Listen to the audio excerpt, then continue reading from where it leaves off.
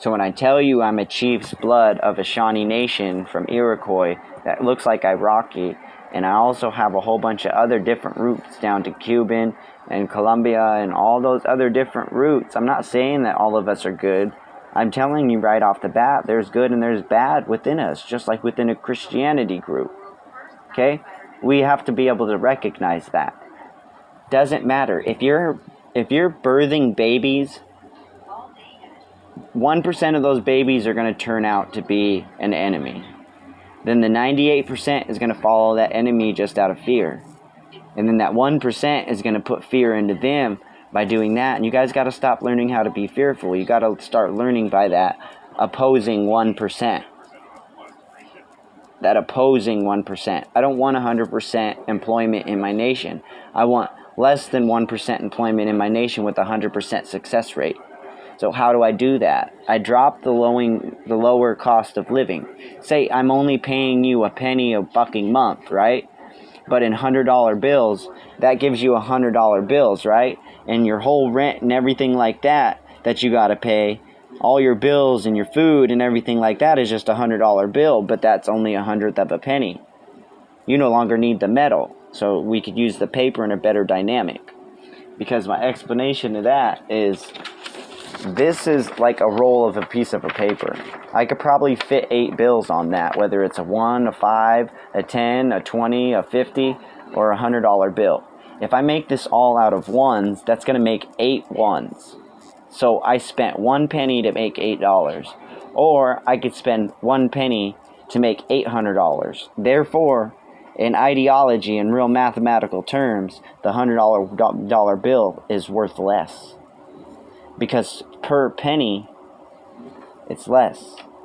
So, in real sense, you print off 100 of these, and that costs you a penny.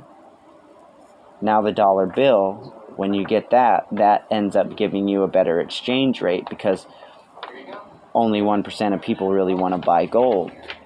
So we don't really need gold, we don't really need silver, and we could kind of illuminate the sense of money, especially if we put it into a sense of what Elon Musk did with PayPal. Now, it's about percentages and cost of living. And I could make you more money by giving you less money just because the affordability of what we can get. And if we can do that, then we could give away American money to everybody else, and that's going to make them rich too. Why is everybody trying to be the richest person alive? Like, why is... That just is the notion of, I want to create poverty. The world has proven to you that we all only have about enough money for about $500. If we equaled out to everybody to have money, it would be $500 a piece. Well, I only want to give you $6 in food and $6 in cash, and I want that to equal up to worth more than fucking $500 by percentage-wise, because $500 at the dollar store only gets you 500 items, but my $6 at 1 cent a piece gets you 600. So I already made you more by making you less, and that $6 fits into that $500 100 times. So with the same amount of $500 that you're using off of one person, I'm able to provide a population of 100 times more. Now, Africa, their money exchange rate needs to look like China's. The same with India's. You basically need to be 1/100th of a penny. And the bigger our population goes, the smaller our money needs to be, because that's how we make our money stretch. So we agree that, okay, we work for less money, but we work for a better percentage. That's how it always is going to be working out to. Even though it's 10% and 10% and 80%. The cost of living has to match that. You see what I'm saying? 10% goes to tax. Whether I make a penny or not, that's only a $100 bill, 1/100th of a penny. That's well, be 10 of them or whatever it is. But that's decent enough. That's enough for you to profit off of it and continue funds by donation. But my sense of that is you're not going to want a penny, because you're not going to want to spend a full penny. You'd rather have the bills and be like, here, let me pay you in the bills. Just like if you were going to pay something in $100 or $1,000. I mean, you got people buying $1,000 items, and yeah, I'm going to take a whole bunch of $100 bills. What's any different than taking a whole bunch of $1 bills versus $100 bills that are considered a hundredth of a penny? So it's going to work in a percentage basis, 10%, 10%, 80%. Now that 10% has to match your rent and your mortgage. You guys, your bankroll, when we're giving you our money in trust, you can't distrust us by reformulating a plot against our fucking land, because that is breaking a treaty. Whether you want to say you're government involved or not, you're protected by the federal government. That means you are involved in the federal government and you are paying the federal government, which means they are taking a bribe. We already proven that you're stealing our tax money. Okay, we've already proven in Washington that you're stealing the tax money off of recreational marijuana. My sense of recreational marijuana, or any sense of drug, is that we allow recreational use and we use medical use. That's fine, and no use at all either. But the recreational use, if you're using it for recreational use, be honest with yourself. Because it's just going to cost you the same price as marijuana, but the tax that goes after the marijuana goes to help the medical field, like people like me that can't afford their medication every day. So instead of fucking having to pay fucking $3,000 every 3 fucking months that I have to go into the mental society, it's a lot easier to just pay fucking $300 in fucking meds of marijuana than to have to pay the $3,000 for me staying there for 3 days. And I could also go on a cruise for less than $3,000 and actually enjoy my life. If I'm depressed, give me something to be happy about. I'm depressed because I'm stuck somewhere. So don't stick me somewhere. Your mental conduct is crazy. You just start sticking drugs down people's throats, and that's ironic. It doesn't work. If somebody like me is misdiagnosed with PTSD and denial, and this is how they base it off of, is that I'm constantly under struggle because I'm constantly being attacked. So they think I'm having PTSD hallucinations, and I'm not. The second reason they want to classify me as deniability, because throughout my whole code of conduct, I've understood that numbers represent words. If I'm trying to get across what the vehicle is, I have to give you a number on a license plate.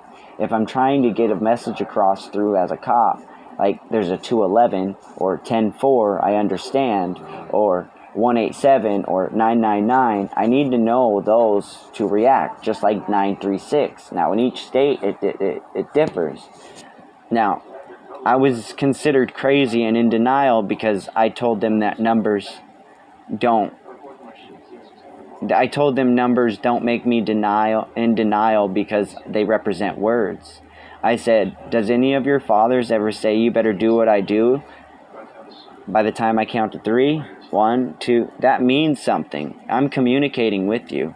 Numbers mean something, or else I wouldn't be able to communicate with you. But the way that America does numbers is backwards. I could show you all the equations, and I could depict whether that 6-year-old is at a fucking 12th grade math level or not by the way that they can memorize the equations.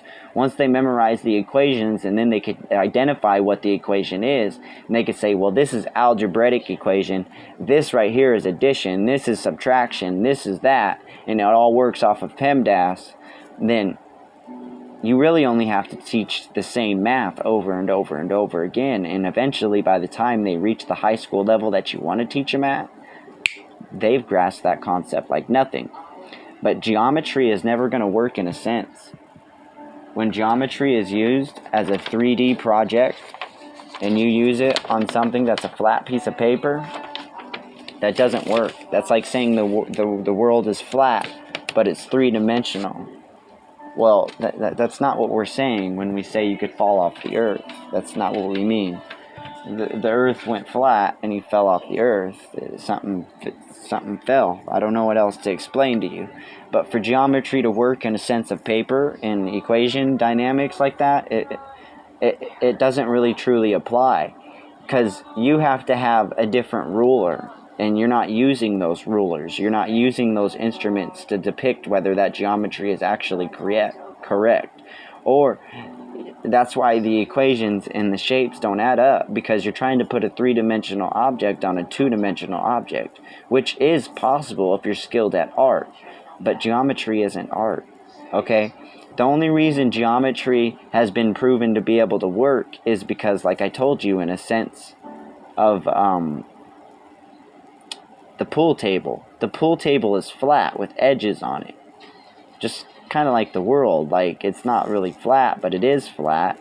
But it's also curved in certain points, and so on and so on. And geometry works on a pool table if it's flat, but geometry doesn't work on a pool table if it's curved. So therefore, geometry can't work in a sense of a real world. It could only work in a sense of a two-dimensional world, and we don't live there. So geometry is basically a pointless concept unless you really want to teach kids about shapes, and you should have done that back when they were in the 4th grade.